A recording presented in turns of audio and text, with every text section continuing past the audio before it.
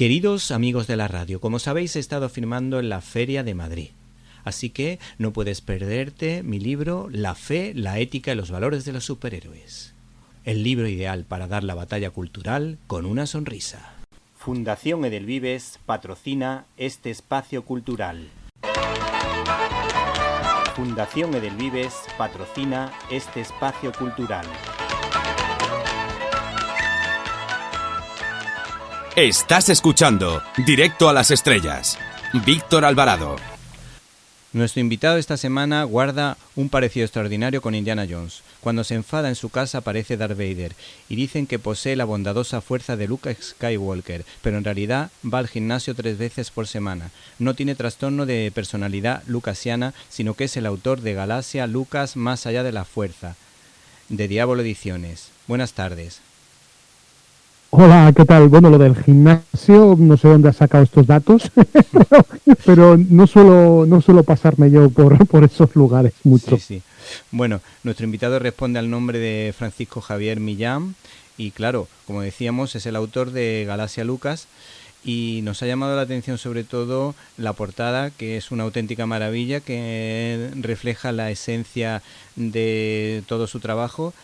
¿Por qué has considerado hablar de este querido director de cine?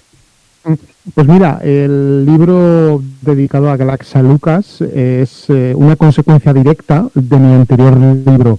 El anterior libro fue Generación Goonies. Fue un libro que lancé en el año 2015, ya hace 10 años. Y luego 2 años después lanzamos este Galaxia Lucas que ahora se lanza la segunda edición, ¿no? Por eso este regreso, ¿no? a este universo. Y la razón es esa, una consecuencia directa, porque muchos lectores e incluso muchos programas de radio o podcast, como es tu caso, me preguntaban que por qué en un libro titulado Generación Goonies, ¿no? Que habla sobre la filmografía de Steven Spielberg, tanto como productor como director, sobre todo en los años 80, cómo no mencionaba yo allí a Indiana Jones, ¿no? Y yo lo dejaba siempre bien claro, ¿no? Que Indiana Jones no es una propiedad de Spielberg ni de Amblin Entertainment, sino una propiedad de Lucasfilm. Entonces fue en ese momento cuando dije, no, yo tengo que contar esto, ¿no? Tengo que escribir un libro hermano de Generación Goonies que venga a explicar todos los trabajos de Lucasfilm desde los orígenes de la productora de George Lucas, allá por principios de la década de los 70, hasta prácticamente la actualidad. La actualidad del 2017 ya ha sido más que superada y en esta nueva edición pues ya llegamos hasta lo último de lo último, hasta Skeleton Crew, y que fue la última serie de acción real que estrenó Disney Plus, su Lucasfilm, a finales del año pasado. Bueno, sabemos que la relación entre Steven Spielberg y George Lucas fue bastante buena, pues sobre todo para conseguir lo que han conseguido con Indiana Jones. Además, creo recordar que eran 2 admiradores de Akira Kurosawa. ¿Cómo fue esa relación entre ambos? Pues mira, comenzó de una manera fruto de la admiración mutua, ¿no? Pero sobre todo la admiración de Spielberg hacia Lucas. Lucas había dirigido el cortometraje THX 1138, tiene un título mucho más largo, ¿no? Pero sí, lo voy a reducir, THX 1138, sí, así, el cortometraje que luego daría lugar, ¿no? a la película que le produciría Francis Ford Coppola. Y Spielberg en algunas entrevistas manifiesta que acudió a un festival de cine realizado por gente joven, por estudiantes, y vio este cortometraje. Allí fue donde se encontró por primera vez con George Lucas y él dijo yo quiero hacer esto, o sea, yo quiero hacer cortometrajes y películas como los de este joven realizador, ¿no? Como lo que ha hecho George. Y luego vendría más tarde su encuentro con Indiana Jones, ¿no? Y esas vacaciones en Hawái que se han mitificado mucho, ¿no? Spielberg estaba descansando en Hawái después del duro rodaje que supuso encuentros en la tercera fase, y Lucas estaba esperando, y coincidieron de vacaciones, el resultado económico de Star Wars, ¿no?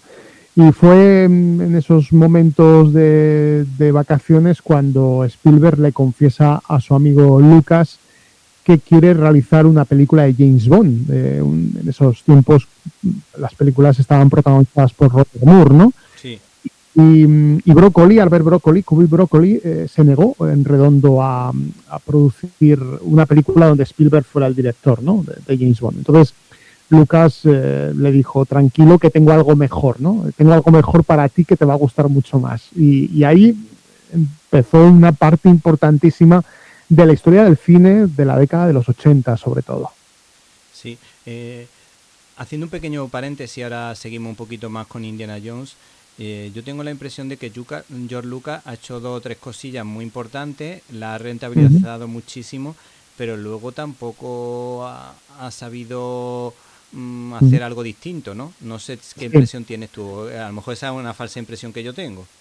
No, es una impresión completamente correcta. De hecho, no sé si sabrás que Francis Ford Coppola, gran amigo de él, como te decía, productor de THX 1138, y sobre todo en esos primeros años, ¿no?, donde ambos colaboraron en American Zoetrope, llegó a confesar, pasadas las décadas, ya sabes que la filmografía de Coppola ha estado llena de grandes fracasos financieros, ¿no? Es algo que asocio también yo a Coppola, que tiene el guión magnífico de Patton, tiene El Padrino, que es una obra maestra, y la primera parte de Apocalipsis Now. El resto no me gusta en general mucho. A lo mejor puede haber un pequeño detalle que sí, bueno, son películas entretenidas, pero ya está, poco más. Claro, sí, bueno, el Drácula de los 90 también podría entrar dentro de ese lote de películas rentables y magníficas, ¿no?, en muchos aspectos, pero luego es un hombre que se ha metido a dirigir cosas que han sido muy arriesgadas, ¿no? Por ejemplo, Corazonada, ¿no? O la última película, que fue un auténtico desastre económico. Tetro, por ejemplo. Exacto. Entonces, ¿qué pasa? Que Coppola ha sido el típico director que arriesga, y por otro lado Lucas no, aunque Lucas sí que arriesgó mucho al principio de su carrera, pero luego se acomodó en las franquicias que creó, ¿no? Star Wars por un lado, Indiana Jones por otro. Entonces, cuando una película no le funcionaba bien, ya enseguida apelaba a las franquicias y sacaba un nuevo título de Indiana Jones o una nueva trilogía de Star Wars. Entonces, Coppola llegó a decir en algunas entrevistas que lamentaba que Lucas, fíjate qué punto de vista tan curioso, ¿no? Que lamentaba que su amigo hubiera tenido tanto éxito, o un éxito desmedido, ¿vale? Para que me entiendas, porque una cosa es tener éxito y otra cosa es tener el éxito de Lucas, ¿no? Que fue un pelotazo brutal.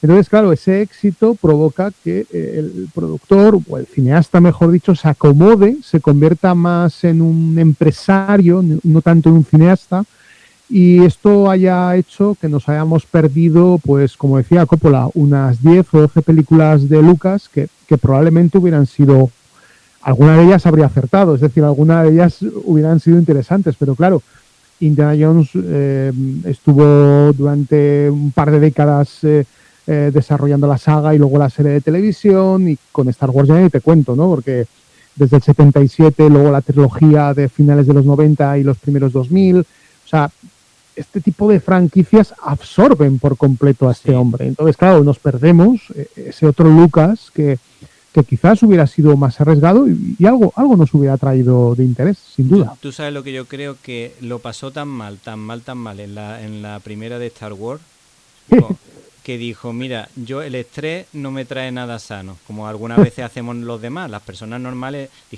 decimos, mira, hay cosas que podemos hacer y las queremos hacer bien, si nos sobrecargamos lo acaba pagando nuestra salud, y diría, pues mira, vamos a lo seguro, que está funcionando súper bien, que va como un tiro, ¿para qué me voy a arriesgar a nada más?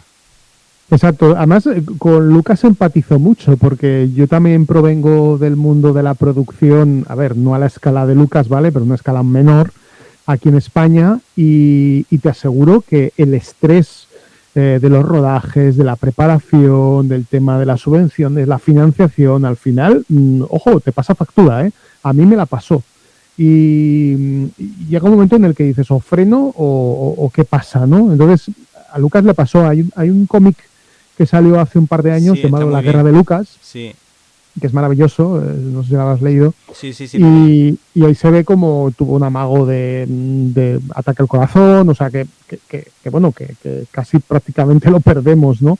Porque el estrés y el cansancio derivado del rodaje, sobre todo en Túnez, fue terrible para él, un hombre que además siempre ha tenido una salud un poco inestable, ¿no? Y bueno, pues el estrés pues le vino encima cuando vio que la película que él había soñado sobre el guión pues era muy diferente a la que estaba rodando, ¿no? Lo que pasa es que, claro, ese tipo de sensaciones que uno tiene cuando está rodando a veces pueden ser sensaciones un tanto anómalas porque luego vienen otros trabajos, ¿no?, dentro de la producción cinematográfica, como es la edición, en el caso de Lucas los efectos especiales, la música, que hacen que al final las naves se terminen salvando, ¿no? Del desastre, ¿no? Que aparentemente él veía, ¿no?, en ese rodaje, que ojo, rodar con 40 grados a la sombra en Túnez, con un equipo que no creía nada en este proyecto, que no entendían de qué iba aquello, que el único que más o menos se lo tomaba en serio era Alec Guinness y el resto se lo tomaban a guasa. Pues hay que estar allí, hay que ponerse en su piel y bueno, desde el 77 hasta el 99 no volvió a dirigir ni una sola película, solamente produjo para otros. Sí, bueno, curiosamente, ya que has dicho Alec Guinness creo que recordar que participó en El puente sobre el río Kwai y no sé si ese sería el que le ayudó con el merchandising, porque curiosamente Comansi, en la juguetera española, los primeros productos de merchandising que creó fueron los relacionados con el puente sobre el río Kwai. Qué interesante. El tema del merchandising de Star Wars está vinculado sobre todo con Kenner. Se rodó antes que... Por eso te digo que se rodó antes de que Star Wars. Sí, El puente sobre el río Kwai es anterior a Star Wars, efectivamente, película de David Lean. Y bueno, Alec Guinness ya era el mejor actor de toda esa troupe que había en ese primer Star Wars, ¿no? Porque Harrison Ford era muy jovencito, apenas se le conocía, Carrie Fisher tampoco, Mark Hamill tampoco, bueno, que no se nos olvide, Peter Cushing, que también estaba ahí. O sea, digamos que los dos grandes actores de Star Wars de la primera peli eran Peter Cushing y Alec Guinness, unos hombres con unas filmografías a sus espaldas increíbles, ¿no? Peter Cushing con la Hammer y Alec Guinness con películas como la que has mencionado o Un cadáver a los postres. O sea, digamos que tenían una filmografía que vamos, para quitarse el sombrero, ¿no? De los grandes, ¿no?, de la escena británica. Y gracias a ellos, ¿no?, que se lo tomaron muy en serio, ¿no? Se tomaron muy en serio ese trabajo, aquello pudo salir adelante, ¿no? Porque incluso Alec Guinness decía que cuando leía los diálogos, cuando los tenía que transmitir delante de la cámara, los diálogos relacionados con la fuerza, los Jedi, etcétera, pues aquello se lo tomó con la mayor seriedad posible para hacerlo creíble, porque hay que tener en cuenta que en el 76, que es cuando se rueda esta peli, nadie sabía qué era esto de la fuerza ni de los Jedi, o sea, nadie tenía ni idea. Es decir, el primero que ve todo esto puesto negro sobre blanco fue Alec Guinness y gracias a su hierática interpretación llena de sabiduría, pues gracias a eso, pues la mitología de la fuerza y los Jedi tuvo ese primer escalón, ¿no? Ese primer peldaño necesario para construir el mito que luego se convirtió, ¿no? Otro de los méritos de George Lucas es traducir a un lenguaje sencillo Dune, porque yo me empecé a leer las novelas de Dune, me parece que tienen cierto interés, pero son unas tramas muy lentas y yo creo que lo supo simplificar para sacar la historia de Star Wars, porque yo creo que Dune tiene mucho que ver, pero también creo recordar que hace referencia a otro libro que también tiene algo que ver con la historia de Star Wars. Sí, bueno, aparte de el libro que luego te mencionaré, Star Wars tiene mucho de Flash Gordon. Hay que tener también en cuenta que si me atrevo a decir por un lado tendrías los elementos un poco canónicos de Frank Herbert, de Dune, como bien mencionas, pero por otro lado tenemos toda la parte pulp, toda la parte dedicada pues a las aventuras, a todo lo que es las princesas, los imperios, ¿no?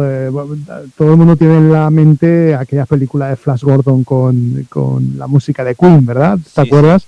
Sí, pues, sí. Si no, te, y además, si te fijas, además también hay está basada en los cómics de Alex Raymond, que era uno de los mejores dibujantes de cómics de los años 30, 40. Exacto. O así. Lucas no es tan, o sea, no apela tanto a los cómics, sino que apela más a los seriales, que él terminaría viendo con toda probabilidad en los cines y luego también en la televisión, ¿no? Y claro, hay mucho de Flash Gordon. Lo que pasa es que, claro, si mezclas Dune con Flash Gordon, pues te sale Star Wars, ¿no? Te sale esa mitología nueva. Y el libro que mencionabas es El héroe de las mil caras, de Joseph Campbell, que es un libro vital para sobre todo, yo que también he dado clases de guión, es un libro que se recomienda mucho porque te habla del viaje iniciático, del viaje del héroe, ¿no? Que se dice. Y bueno, si te fijas en la mayor parte de las películas, sobre todo donde vemos a un chico joven que de repente es anónimo, pero de repente está llamado a vivir una gran aventura, todas estas películas se basan un poco en este héroe de las mil caras, ¿no? De Campbell.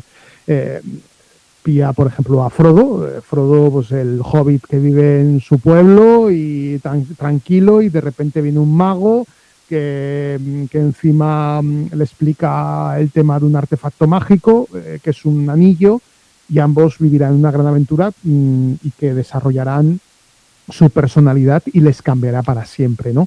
Con el tema de Star Wars es igual. Mark Hamill, Luke Skywalker, es un granjero que vive ahí perdido en las dunas de Tatooine, y de repente descubre también a un hechicero, a un mago, ¿no? Que es Alec Guinness, ¿no? Que además la fachada que exhibe Alec Guinness en esa primera película es muy propia de un hechicero tipo Merlín, ¿no? Con la capucha, además el típico hechicero que vive aislado, que vive en una cueva.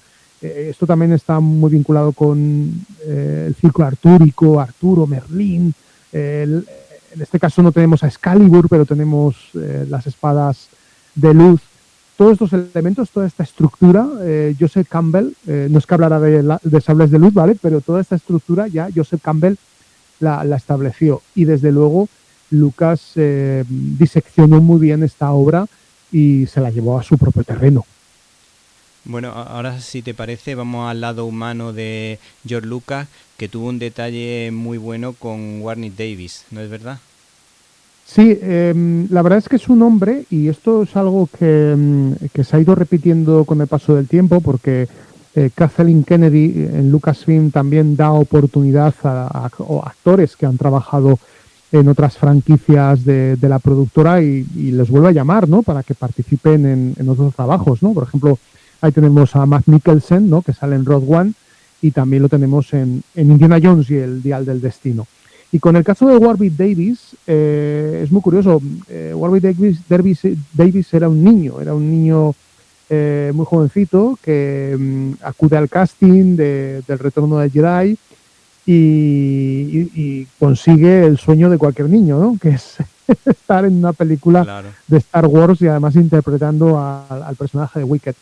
Entonces, durante el proceso de rodaje de El Retorno del Jedi y también de los dos telefilms que vinieron después de los Ewoks, Caravana de Valor y La Batalla por el Planeta de Endor, me acuerdo. The Battle for Endor, Lucas pues, tuvo encuentros con él y tal, y empezó a decirle que tenía preparado un guión que estaba un poco pensado alrededor de la figura de él, ¿no? De Warwick Davis. Un actor que, como bien sabéis, de baja estatura, que encima además ha trabajado mucho en la defensa de los actores que tienen esta condición en Hollywood y incluso les ayuda a través de una agencia. O sea, es un hombre muy, muy voluntarioso en este aspecto. Y en el tema del rodaje, como te decía, de Retorno de Jedi, ya le explicó Lucas que tenía en mente una historia de magos, de dragones, de hechiceras, y esa historia era Willow, ¿no? La historia de Willow también se las trae, ¿no? Porque Lucas también tenía en mente, como muchos otros, como por ejemplo John Boorman, quisieron ya acercarse a la obra de Tolkien, al Señor de los Anillos, pero no lograron por diferentes razones ni conseguir los derechos ni conseguir el dinero suficiente para poder abordar la trilogía. Entonces, ¿qué pasó? Pues que Lucas pues dijo, pues ya que no consigo los derechos de la obra de Tolkien, pues me invento yo mi propia película a lo Tolkien. Y vaya si lo hace, porque copia muchos de los elementos que están presentes ya en El Hobbit y en El Señor de los Anillos. Este fue el gran regalo que le dio a Warwick Davis, película que luego nosotros la hemos mitificado mucho, en España funcionó muy bien, pero en Estados Unidos no funcionó tanto, y es una lástima porque podría haber creado una franquicia nueva, pero se quedó ahí un poco en puertas de ser algo más grande, ¿no? Pero bueno, es una película que evidentemente le tenemos muchísimo cariño los que somos de esa generación. Sí, bueno, los de la generación de estos últimos años, desde luego, pudieron comprender la esencia de la Guerra de la Galaxia gracias al Mandaloriano. ¿Cuál fue para ti el secreto de esta serie Disney / Lucasfilm? Sí, bueno, el secreto es Dave Filoni al final, ¿no? Porque Dave Filoni, que es un productor vinculado con el mundo de la animación, ten en cuenta que este hombre fue el encargado de poner en imagen animada la serie de Clone Wars. No la serie de Tartakovsky, de Cartoon Network, sino la serie de animación digital, ¿vale? Sí. Para que la ubiquéis. Entonces Dave Filoni se convirtió en un hombre con una sabiduría especial dentro del universo de Star Wars. Es decir, es un hombre que controla mucho ese universo. Y no solamente eso, sino que además lo ha expandido con nuevos personajes, nuevas situaciones, etcétera, y expandió mucho en ese territorio que no se nos había contado entre el episodio 2 y el episodio 3. Entonces Dave Filoni, cuando Lucasfilm sobre todo necesitan desde Disney Plus contenido audiovisual para su nueva plataforma, Dave Filoni y Jon Favreau reciben el encargo de realizar la primera serie de imagen real de Star Wars. La serie se convierte en un éxito inmediato, en una época en la cual todavía era 2019, creo, 2019-2020, en una época donde no todos teníamos Disney Plus. De hecho todavía no había llegado a España, le faltaban unos meses para que llegara. Sí, además justo antes también tiene la particularidad, perdona que te interrumpa, sí, de que todavía no estaba influenciada por el golpe fuerte ese que llegó de la cultura woke, que sí, bloqueaba un poco la historia, los guiones, y metía un poco más de ideología, restando fuerza a la historia. Sí, efectivamente, has dado en el clavo. Es una serie como más independiente de todo este universo, aunque luego sí que es verdad que en la segunda y tercera temporada ya se vio algún elemento de esto, ¿no? Sí. De hecho, la anulación, ¿no? Lo que le hicieron a la actriz Gina Carano va un poco por esa línea, pero bueno, no vamos a entrar en polémicas ni en detalles. No. Pero bueno, volviendo un poco al tema de Dave Filoni, Filoni acierta porque se da cuenta lo que ha funcionado siempre en Star Wars, ¿no? Y es un poco ese espíritu de película de aventuras y película de frontera, de western también, ¿no? Entonces, The Mandalorian es una especie de spaghetti western ambientado en Star Wars. Lo único pues que es un ambiente espacial, ¿no?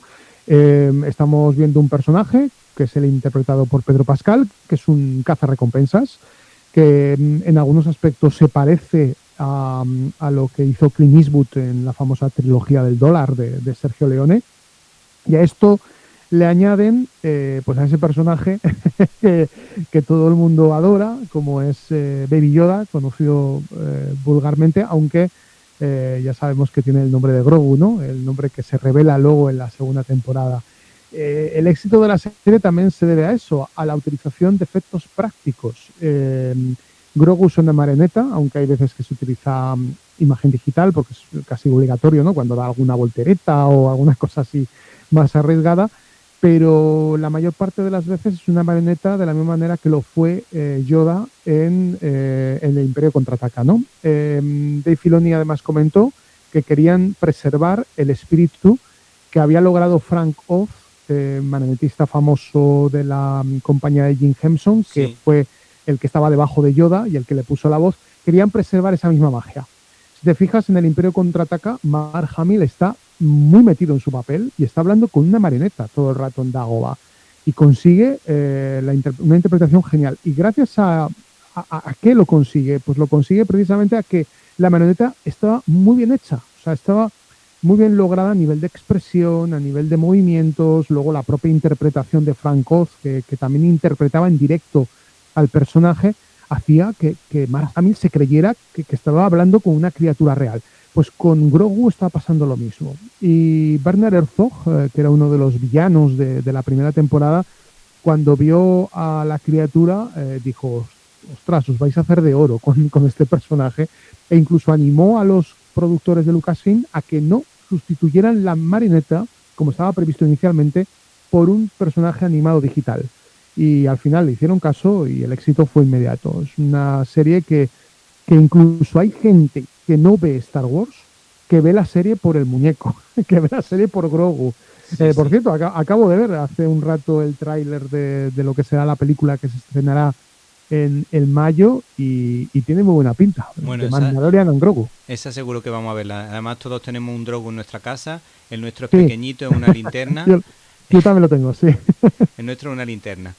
Pero no está el otro porque se agotó. Sí, y nosotros tenemos un animatrónico, de estos que le tocas la cabecita arriba Sí. y hace sonido, se mueve y emite también el sonido de la fuerza. De todas formas, no es íbamos, encantador. no íbamos al Corte Inglés a jugar con él. No, Así. no, al final nos lo comprábamos Sí. y nos lo traemos a casa. Ojo, con lo que has dicho del Corte Inglés es curioso. Bueno, que nos patrocine, ya que no está escuchando el Corte Inglés, seguramente a lo mejor aprovechamos. Ojalá. Sí. Ojalá. Pero yo recuerdo que cuando yo era niño, yo Star Wars tardé un poco en entrar en ella, ¿vale? Porque Sí, a mí me pasó Star igual. Wars, sí, porque claro, yo soy del 75 y entonces, claro, la primera de Star Wars yo tenía 2 años. Entonces, Éramos muy chicos, sí. exacto, no estábamos para eso, ¿no? Yo entré a Star Wars hacia finales de los 80. Pero recuerdo que una de las cosas que primero me llamaron la atención fue precisamente pasarme por la sección de juguetes del Corte Inglés de Zaragoza y ver los muñecos originales de, Pues de Kenner. estuvimos por ahí de refilón seguramente alguna vez. Pues seguramente, alguna vez quizás nos encontramos sin saberlo, ¿no? Pero sí, efectivamente, yo tuve el primer contacto con Star Wars a través de los juguetes, a través del merchandising de la sección de juguetes del Corte Inglés y también te va a llamar la atención, yo también entré a Star Wars a través de un disco doble de canciones infantiles llamado Discolandia, del sello Belter, el mismo sello que patrocinó, bueno, que lanzó los discos de Parchís. Y en el último corte de ese disco había un segmento musical de El Imperio Contraataca de John Williams. Y a mí ese tema me parecía increíble. Decía, ¿qué película será esta, no? Me imaginaba mundos lejanos, tal.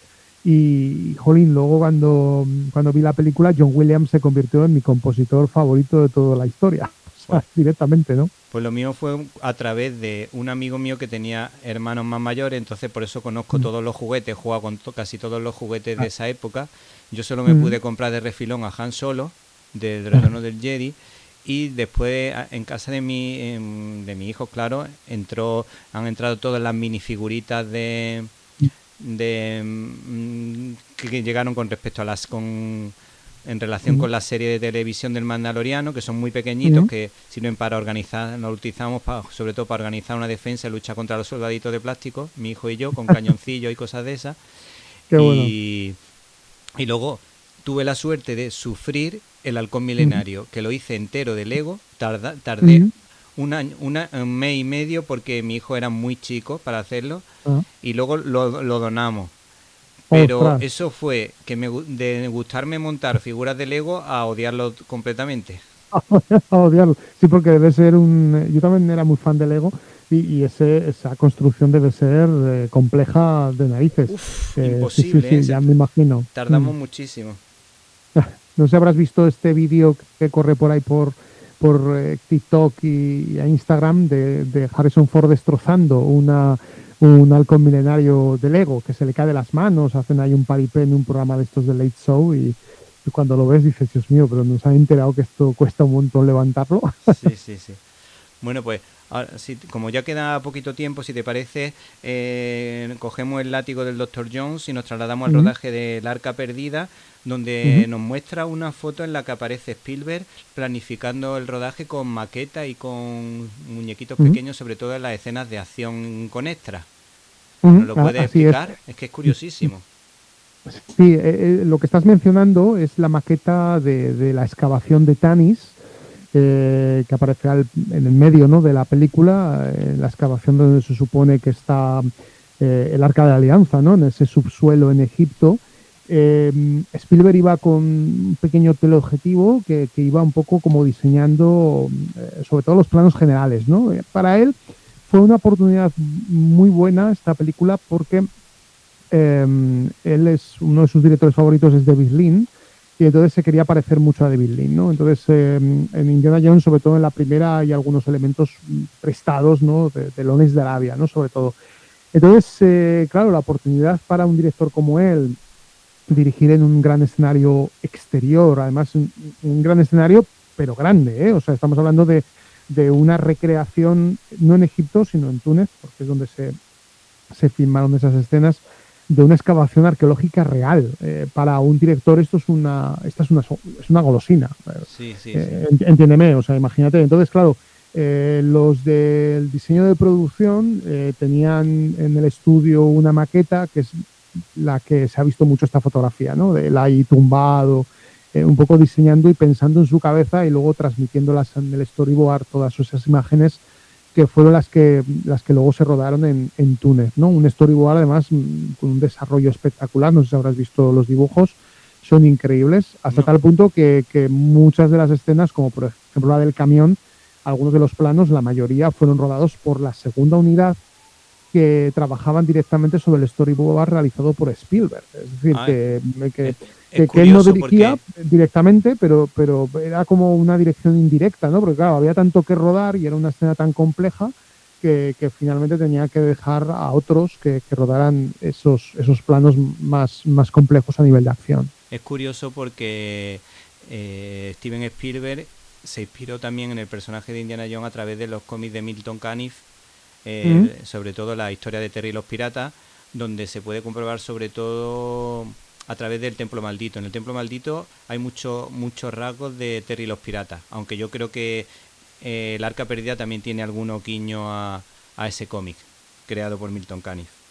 Y luego en el Templo Maldito hay mucho de Gunga Din, aquella película de Cary Grant, que son unos oficiales británicos que son apresados por un grupo de la secta Thuggee, ¿no? Sí. De hecho, Gunga Din siempre se ha considerado la precuela de la precuela, porque Gunga Din sería la primera película, luego Indiana Jones el Templo Maldito vendría después y luego vendría En Busca del Arca Perdida a nivel cronológico dentro de la historia, ¿vale? Porque ya sabes que se rodaron, bueno, primero se rueda el Arca Perdida y se estrena en el 81 y luego en el 84 el Templo Maldito, pero a nivel de cronología histórica dentro de lo que es el canon de Indiana Jones, los acontecimientos del Templo Maldito ocurren antes del Arca de la Alianza. Claro, por eso los primeros cómics de Terry y los piratas, no sé si la segunda o tercera serie que se sacó, el tercer episodio de la serie de Terry y los piratas, salen muchos personajes parecidos a los de Terry, a los de Indiana Jones. Sí, sí. Sí. Luego hay otro personaje, porque cada año sale un nuevo personaje. Pues este fue el verdadero Indiana Jones. O sea, ha habido mucha bibliografía sobre el tema, muchos artículos, etcétera. Pero hay un personaje real que siempre menciono, que es Percy Fawcett, que fue un oficial coronel, arqueólogo y explorador inglés, que estuvo obsesionado durante mucho tiempo en que en el Mato Grosso, en América del Sur, había o existía una civilización anterior a la nuestra. Es decir, él encontró como unas vasijas y algún objeto arqueológico donde había algún símbolo que no se correspondía con ninguna de las culturas mesoamericanas, ¿no? Y él estaba obsesionado con la idea de que sí, que allí había habido una civilización enorme y que esta había desaparecido un poco en plan la Atlántida, ¿no? Sí. O también la ciudad del Dorado, ¿no? Que todo esto tendría un poco como unas fuentes históricas comunes, ¿no? Que luego incluso Indiana Jones y la calavera de cristal pilla alguno de estos conceptos, ¿no? El concepto de Akator y demás. Y Percy Fawcett, cuya historia se puede ver en aquella película titulada Z, la ciudad perdida, que es una película bastante interesante, Sí. es un hombre que bien podría considerarse un Indiana Jones al uso, ¿no? De finales del siglo XIX, principios del XX, porque este hombre era todo un coronel militar que tenía su otra faceta, algo parecido a lo que pasa con Indiana Jones, el profesor y luego su parte más aventurera, ¿no? En el caso de Percy Fawcett, al final terminó desapareciendo. Es un enigma histórico que todavía no se sabe muy bien qué pasó con él y con su hijo. Desaparecieron en la selva y algunos dicen que fue porque encontró la verdad y esa verdad al final le costó la vida. Bueno, pues como nos queda muy poco tiempo, te pido brevedad y nos gustaría que terminase con la anécdota que tiene que ver con la gastroenteritis de Indiana Jones, que es rapidísima, la puedes contar en 30 segundos y con eso concluimos. 30 segundos. Durante el rodaje de la famosa escena de Indiana Jones enfrentándose al árabe que va con el sable aquel, con la cimitarra, ¿no? Se llama. Sí. Pues estaban todos los actores, todos, incluido Harrison Ford, estaban con problemas porque habían consumido comida en mal estado, el agua, ya sabes, en estos países norafricanos. Pues ¿qué pasó? Pues que al final tenían diseñada una escena muy compleja con un montón de planos. Harrison Ford no podía hacerla porque estaba totalmente descompuesto. El que estaba también muy mal era John Rhys Davies, que prácticamente se lo hizo en la sílaba. Sí. Y al final Harrison Ford dice, oye, mira, si le pego un tiro a este tío ya me voy, ya me voy al hotel a descansar. Y fíjate, esta idea que al principio dijeron, bueno, vamos a ver si la dejamos, pues al final la dejaron y se convirtió en el gag más famoso de la saga, que incluso ha tenido sus derivaciones, porque en la segunda tiene un gag parecido y se va desarrollando de una manera diferente. Sí, sí. Bueno, pues muchas gracias, Francisco Javier Millán, autor de Galaxia Lucas, Más allá de la fuerza, de Diablo Ediciones. Gracias a ti. Y si te gustó este comentario, puedes suscribirte en nuestro canal de YouTube, Cine y Libertad.